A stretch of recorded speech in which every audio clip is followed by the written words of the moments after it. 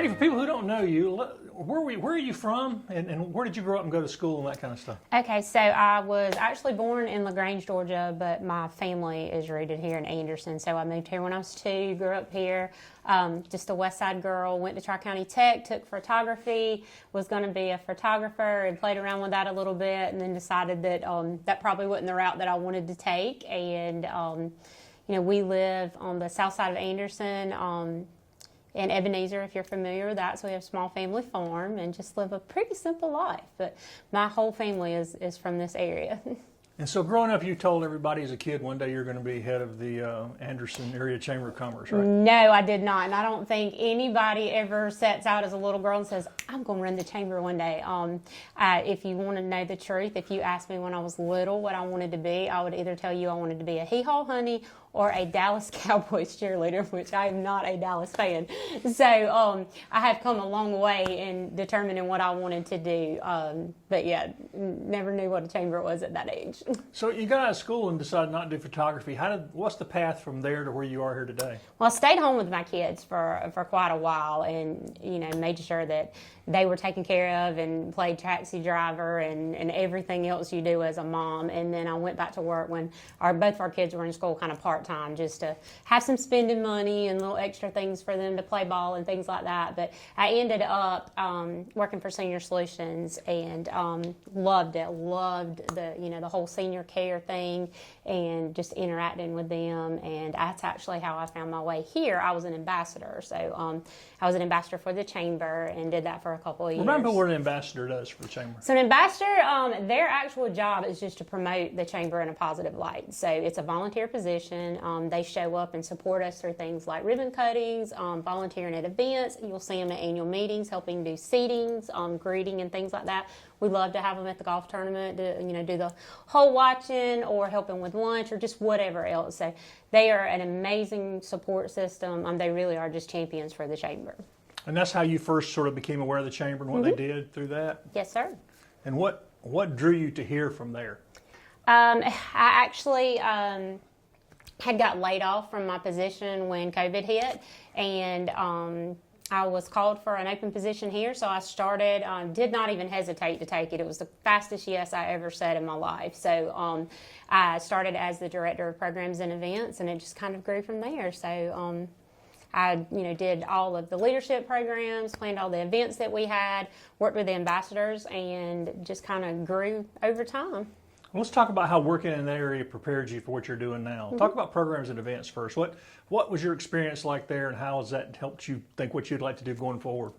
Well, when you do programs and events, you literally have your hands in everything. So from the planning, the member engagement, making sure that you are inviting all the members, making sure that what members like, what types of events, because not every event suits it. Not everybody is a person that plays golf, but there's a place on the golf course that might work for them in their business, like to promote. So you get your hands into everything. So it's a really, really good way to just kind of fill out what you like. So you've got a little bit of the operations side because you organize everything, you do the billing for it.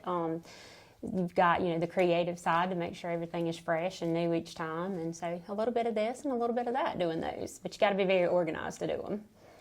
And how did that help you shape your vision for what you'd like to see with programs and events going forward now that you're the CEO?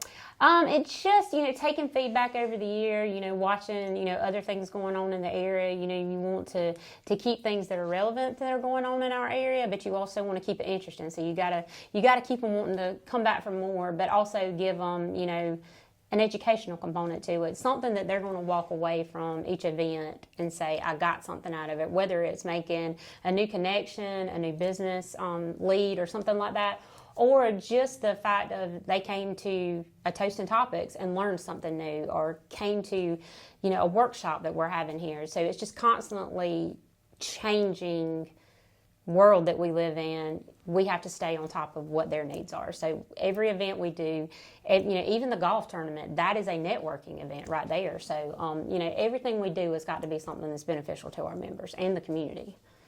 And you talk about changing world. Chambers across the country are having to reinvent themselves to survive. How is that impacting y'all here?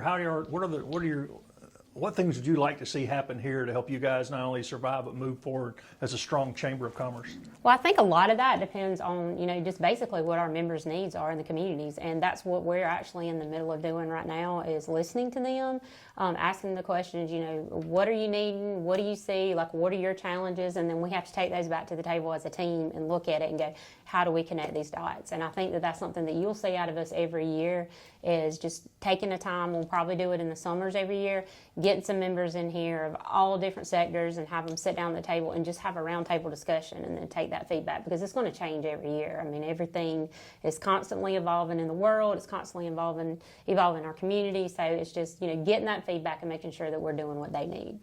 And for people who don't know, remind them just what the chamber does. I mean, some people everybody hears about the chamber, but not everybody really knows what you guys do. So the chamber is here to support businesses, just as simple as that. I mean, we're not, it's not rocket scientists.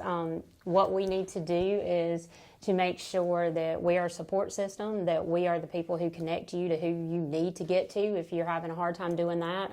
You don't come in and we just make a business plan for you. We don't do things like that. We put you in front of the things that you need to help you be successful. So whether that's a workshop, whether that's connecting you with a banker or a realtor or a person that can supply product to you, and vice versa. So that's our job, to bridge those gaps where you are missing things.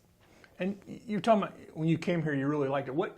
What is it about the chamber that's attractive to you? Why did you want to be head of it? Because that's another level up from what you've been doing. Yeah, I mean, it's just something that evolved. I mean, even when I started, it wasn't like I walked in the door and said, I want to run this place. No, it's just become just a deep love and passion for what we do for our community. I mean, I love our community. I love what we do, and I love our businesses. It takes all kinds of kinds throughout everything that we do, and it's just something about when people come in here every day, just listening to their stories and watching the things grow. I just, want to be a part of that, and I want to see it be successful. We've been in, operation for over 120 years, and I'm hoping there's going to be well over another 120 years. I won't be around for that, but, hopefully someday somebody will look back and look at the team that was here and say, man, they did a great job. So, I think that we owe it to our community and the people that were here before us that started this, to make sure that it stays relevant and very active and supportive of everything.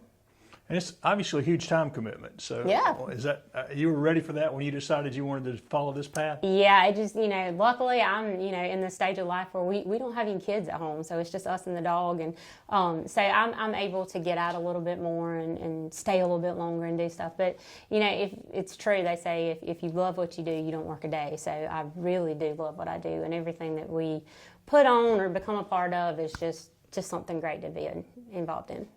And what's sort of your philosophy of learning and finding out things you don't know as you move forward in this position? Just, I had some really good advice, about a year ago, come into anything you go into with 2 ears and 1 mouth. So listening, and just taking that all in. And from every avenue, you can't just go down one road and go, this is how it has to be. You have to take it all and then figure out how to put it together. So, it's just constantly listening to everything going on. And what do you hope a year from now chamber members say, hey, we're really glad that Brandi took over because of what? Just because we are rocking and rolling and you see us everywhere and everybody feels valued. If every member of the chamber feels valued, then we've done our job. And how many members do you have now? We have just under 500. And if people want to find out more about the chamber and what y'all are doing? They can come see us, they can call us, they can look on our website, they can call any of us here. We are happy to help them. We'll come see them.